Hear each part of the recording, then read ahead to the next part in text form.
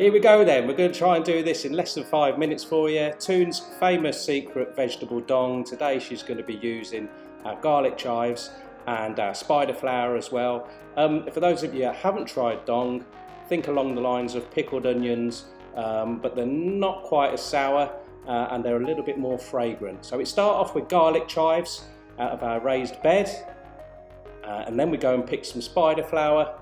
This is lovely, it's got a lovely nutty flavour to this. When you pick it by hand, the smell is absolutely lovely. You have to be careful though not to pick stuff that's a little bit too old.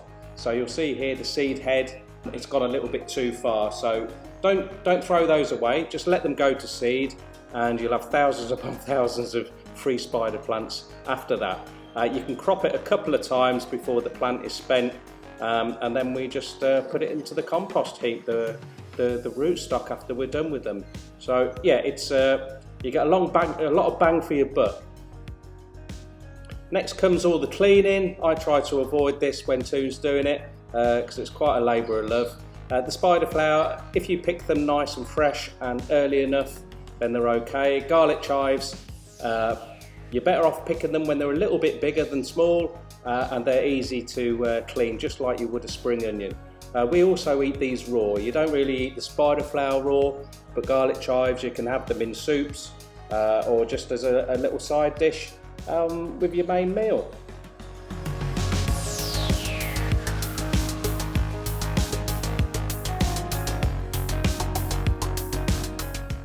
Next, you need to wash everything. As most of you know, we're totally organic here, so it's just to wash off a little bit of compost. Then Toon uses rice water, so she rinses the rice before boiling it for dinner and then adds some rock salt in there, or sea salt rather, and then a very, very small amount of sugar, or two.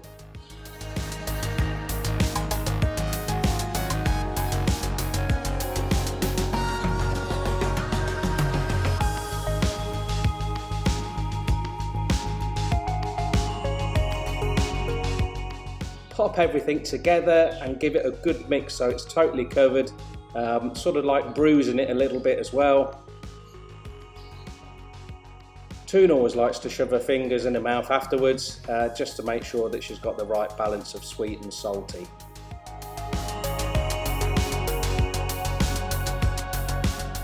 It's quite a quick process depending on the strength of your sun. So if you're in the cloudy weather, it may take up to 3 days.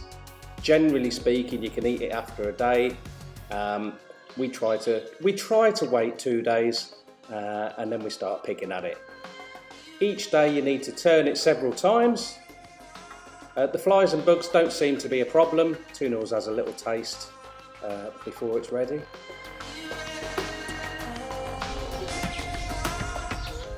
When you bite into it, it should still be crunchy, little bit sweet, little bit sour, packed full of flavour. All you need to do before you eat it, wrap it into a bit of a ball, squeeze the excess juice out and give it some welly. It's fantastic, guys, super healthy for you, fermented food. If you've overdone the salt a little bit, just rinse it, squeeze the excess juice out and it's good to go. It's a fantastic healthy option to have as a side dish with your main meal. The good thing about Thailand's climate is, as long as you water them plenty and you've got good soil, then they'll grow all year round. So you can have free dong every single day.